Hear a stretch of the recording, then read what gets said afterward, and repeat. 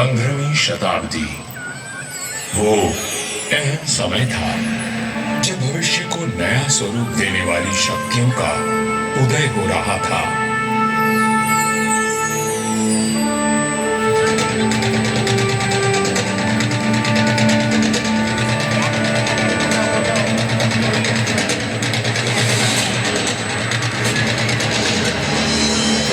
लोधी राजवंश ने दिल्ली की गद्दी संभाली। मध्य एशिया में बाबर का जन्म हुआ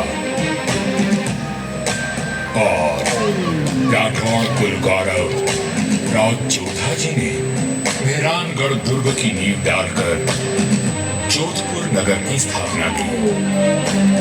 1459 ईस्वी में बना मेहरानगढ़ उत्तर भारत की राजनीतिक सरगर्मियों का साक्षी भी रहा और केंद्र भी। जोधपुर के आकाश में राठौर राजवंश का तेजवान सूर्य दमका, जिसका उदय मंडोर में हुआ था।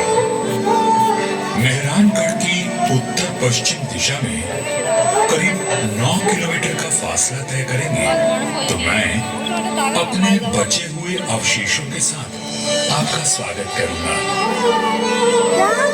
मैं किला हूं मंडोर का। मैं इतना प्राचीन हूं कि मुझे किसने बनवाया, कब बनवाया, ये किसी को भी याद नहीं। मंडोर की भूमि से आज भी अतीत के सिक्के, मंदिर के अवशेष, तोरण द्वार, स्तंभ और उत्कृष्ट मूर्तियां प्राप्त होती रहती हैं।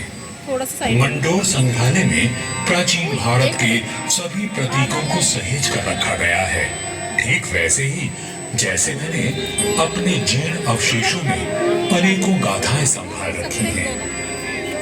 अरावली की पहाड़ियों से घिरा मंडोर नगर मांडव्य ऋषि की तपोभूमि था और इसका प्राचीन नाम मांडव्यपुर था। तथा परमारों ने इनके वैभव को बढ़ाया। मारवाड़ का विस्तार सबसे अधिक परमारों की समयावधि में हुआ और उस समय मारवाड़ को नवकोटि मारवाड़ भी कहा जाता था। तो 7वीं शताब्दी में प्रतिहारों ने यहाँ अपना साम्राज्य स्थापित किया और यहाँ के वैभव को बढ़ाया। मेरे साथ चलिए उस बीते हुए काल में जब यह तलवारें खड़कती थी, रणभेरी और नगाड़े कंपायमान होते थे, वीर हुंकार भरते थे और रणबांकुरों के जय घोष से आकाश गूंज उठता था। सन 1394 ईस्वी परिहारों की शक्ति अस्त हो रही थी। गुजरात के सूबेदार जफर खान ने दिल्ली की कमजोर सल्तनत के चलते मंडोर और नागौर को अपने कब्जे में ले लिया था। अब मेरी चार दीवारी में परिहार नहीं, तुर्क आ बसे थे। जफर खान का हाकिम ऐबक खान मंडोर दुर्ग का किलेदार था, जो आए दिन अपनी क्रूरता का प्रदर्शन करता रहता था। पीड़ित किसान मंडोर के इंदा परिहार के प्रधान वीरराव हेमा गहलोत के पास मदद के लिए पहुंचे। राव हेमा जी, ये तुर्क हमसे मनमाना लगान वसूल करते हैं। आए दिन हमारी गायों को चुरा कर ले जाते हैं और अब अपने घोड़ों के लिए घास से लदी गाड़ियां मांग रहे हैं। हम तो बर्बाद हो जाएंगे। अपनी शक्ति पर इतना अभिमान कि उसे 3 किसानों पर आजमा रहा है। भैरों जी की सौगंध, जुल्म करने के लिए अब ऐबक खान जिंदा नहीं बचेगा।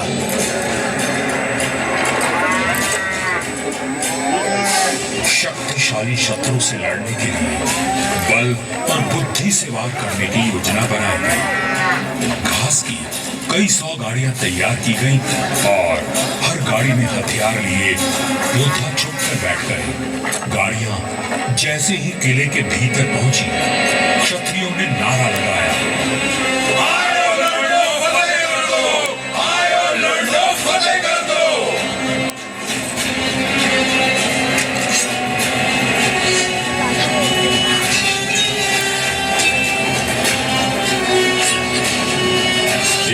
अचानक हुए प्रहार से तुर्कों को संभलने का अवसर भी न मिला। वीर हेमा गहलोत, समर शूर राव चुंडा राठौड़ और मारवाड़ के वीरों की प्रतापी तलवारें लहराईं तो शत्रुओं के सिरों के ढेर लग गए।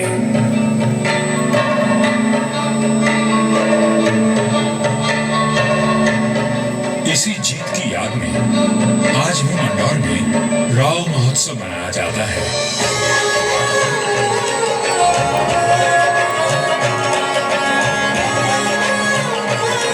हर वर्ष होली के दूसरे दिन निर्भीक, साहसी हेमा गहलोत और सभी वीरों को याद किया जाता है और बाबा भैरवनाथ जी की पूजा की जाती है, जिनके आशीर्वाद से वीर विजय हुए थे। मंदौर विजय के बाद भी इंदा परिहार का मन अशांत था, क्योंकि ये नगर शत्रुओं से घिरा हुआ था। तब उन्होंने शक्तिशाली राठौड़ वंश को राज सौंपने का निश्चय किया। इंदा के मुखिया राय धवल ने अपनी पुत्री का विवाह राव चुंडा से करवाया और दहेज में मंदौर का दुर्ग दे दिया गया। राव हेमा गहलोत ने राव चुंडा का राज तिलक किया और भाटों में मंगल गान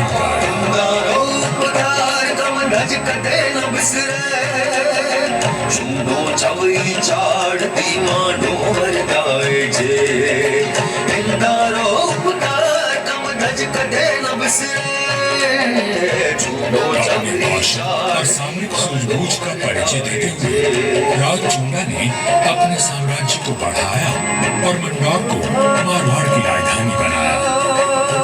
1423 में नागौर के युद्ध में राव चुंडा वीर गति को प्राप्त हुए और उनके पुत्र कान्हा के बाद राजदंड राव रणमल ने संभाला।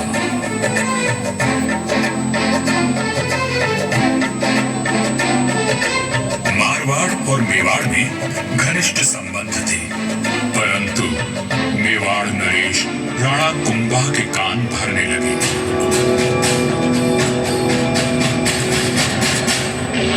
मुझे राम रणमल की नीयत ठीक नहीं लगती राणा। वो आपका राज हड़पना चाहता है। वह सिर्फ एक पक्ष को देखते हैं, दूसरे पक्ष से तो उनका कोई मोह नहीं। एक मधुर संबंध में संशय और अविश्वास का विष घोल दिया गया था। 1438 ईस्वी में राव रणमल अपने पुत्र जोधा के साथ चित्तौड़ के दुर्ग में था। रणमल को किसी षड्यंत्र का आभास हुआ और उसने बेटे जोधा को किले से बाहर भेज दिया। पिता की आज्ञा मान जोधा चित्तौड़गढ़ की तलहटी में पहुंचा। तभी एक डोम ने जोधा का ध्यान खींचा, जो एक दोहा गा रहा था।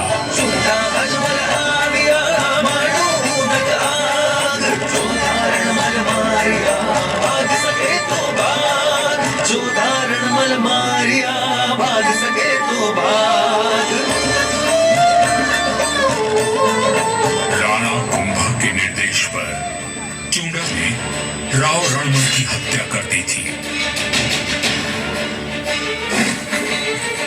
पिता की हत्या का प्रतिशोध लेने की प्रतिज्ञा लेकर युवा जोधा मारवाड़ की ओर बढ़ चला, परंतु चुंडा उसका पीछा करता रहा। वह राणा कुंभा का ताऊ था और मारवाड़ का पुराना बैरी। काल बनकर मेवाड़ की विशाल सेना जोधा के पीछे पड़ी थी और वीरों का वंशज अपने 700 स्वामी भक्त लड़ाकों के साथ उनसे जूझ रहा था। विपत्ति के हर बवंडर को साथ कर जब जोधा मंडोर पहुंचा तो उसके पास केवल 7 सैनिक बचे थे, पर चुंडा यहां भी आ पहुंचा।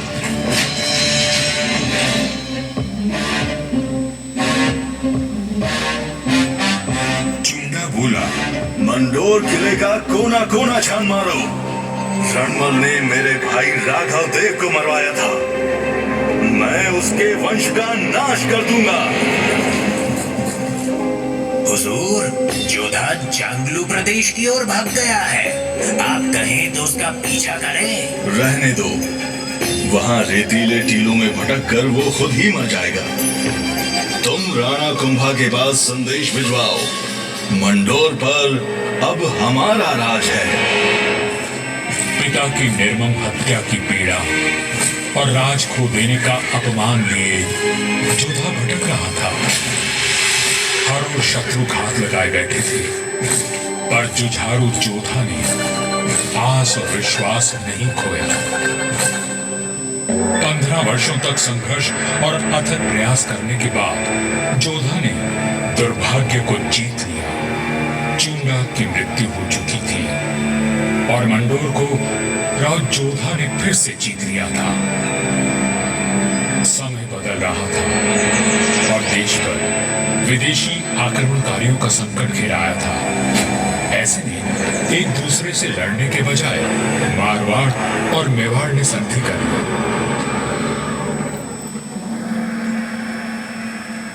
पर दूरदर्शी राव जोधा को कोई चिंता खाई जा रही थी और उस चिंता का कारण मैं यानी मंडोर का दुर्ग था। किस सोच में डूबे हैं राव जी? अपने आसपास देखो, क्या दिखता है? आकाश, जंगल, पहाड़ियां। ये पहाड़ियां ही मेरी चिंता है।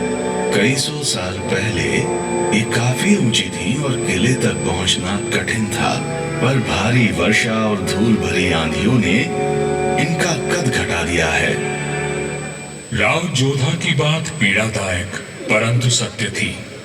मैं भी अब बूढ़ा और कमजोर हो चला था, सो मेरा त्याग करके मेहरानगढ़ का निर्माण किया गया और ये सही फैसला था।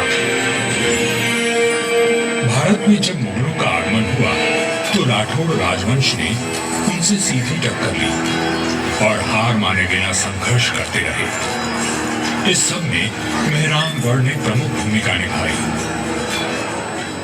जोधपुर का इतिहास प्रेरणादायक वीर गाथाओं से भरा हुआ है। त्याग और देशभक्ति के कीर्तिमान स्थापित करके इतिहास में अमर हो जाने वाले वीरों ने जोधपुर का सर सदा ऊंचा रखा है।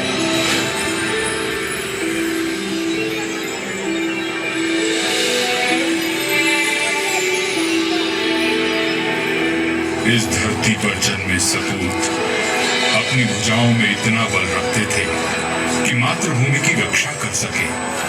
तभी इनकी छत्र छाया में इनकी प्रजा सुखी और समृद्ध हुई। पर ये बात कम ही लोग जानते हैं कि फौलादी सीनों में कोमल भावनाओं का भी वास था। राजधर्म का पालन करने वाले तलवार के धनी इन रणधीरों के मन में नवसृजन और कला के प्रति प्रेम भी बसता था, जिसका प्रमाण आज भी उपस्थित है और इस धरती का सौंदर्य बढ़ाता है। महाराजा अजीत सिंह जी को उनकी सृजनात्मक ऊर्जा और निर्माणों के लिए याद किया जाता है।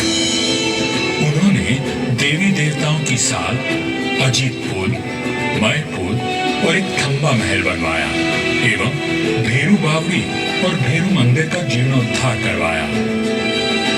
उन्होंने अपने पिता महाराजा जसवंत सिंह जी के भव्य देवल का निर्माण भी करवाया, जिसके विशाल स्तंभों एवं गर्भगृह का अलंकरण दर्शनीय है। सभा मंडल का दृश्य पौराणिक आख्यानों का स्पष्ट दर्शन देता है।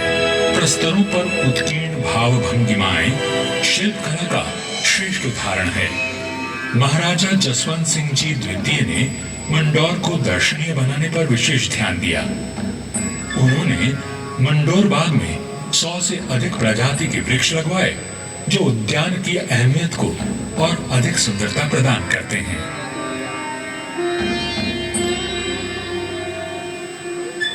1896 ईस्वी में महाराजा सरदार सिंह जी ने मंडोर के बाग को और संवारा। महाराजा उम्मेद सिंह जी के समय 1923 और 1947 के बीच मंडोर उद्यान को आधुनिक रूप देने हेतु कई कार्य करवाए गए, जैसे नागादड़ी नहर का जीर्णोद्धार, देवलों व महलों के पास सुंदर बाग विकसित किए गए। इसके साथ ही 4 दीवारी व दोनों मुख्य द्वारों का निर्माण हुआ। मारवाड़ नरेश राव गंगा राठौर जी ने कहा था, नाम तो गीतड़ा या भीतड़ा सूर्य। युगों तक मनुष्य की ख्याति या तो साहित्य सृजन से अथवा बड़े बड़े निर्माण कार्यों से रहती है। राठौड़ राजवंश अपने पराक्रम और निर्माण के लिए अमर रहेगा। मंदौर में स्थित थड़ों एवं देवलों पर बनी अद्भुत मूर्तियां शिल्पकला की नायाब मिसाल है। मारवाड़ के सर्वाधिक शक्तिशाली नरेश राव मालदेव जी से लेकर महाराजा अजीत सिंह जी के देवल आज भी सुंदर नक्काशी एवं बेजोड़ वास्तुकला की छाप छोड़ते हैं।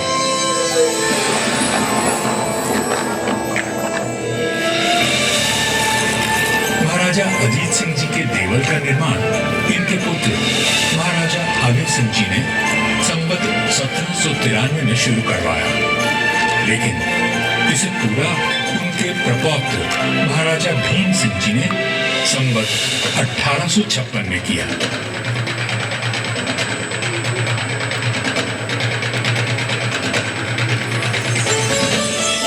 यह राजस्थान के समस्त देवलों में न केवल भव्यतम है, बल्कि अपनी कलात्मकता को सहेजे तत्कालीन शिल्पकला का विलक्षण उदाहरण है।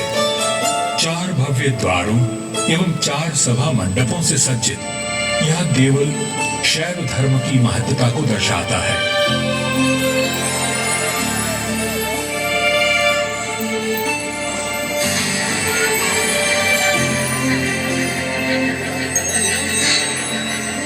आजादी के पश्चात यहाँ कई विकास कार्य करवाए गए और 1968 में यहाँ के महलों में संग्रहालय की स्थापना की गई। यहाँ जन्मे वीरों और स्वामी भक्तों की मिसाल युगों तक कायम रहेगी। जब वीरपुरी और नाग पंचमी को यहाँ विशाल जनसमूह उमड़ता है, तो आज भी हमारे आत्मीय संबंध जीवंत हो उठते हैं। उनकी आंखों में उमड़े प्रेम और श्रद्धा को देखकर मन भाव विभोर उठता है। सदियों के संबंध आज भी अटूट है। मुझे तो समय की आंधी ने नष्ट कर दिया, पर मंदौर के देवल, मंदिर, छतरियों और बाग को संभाल कर रखना इस पीढ़ी का कर्तव्य है।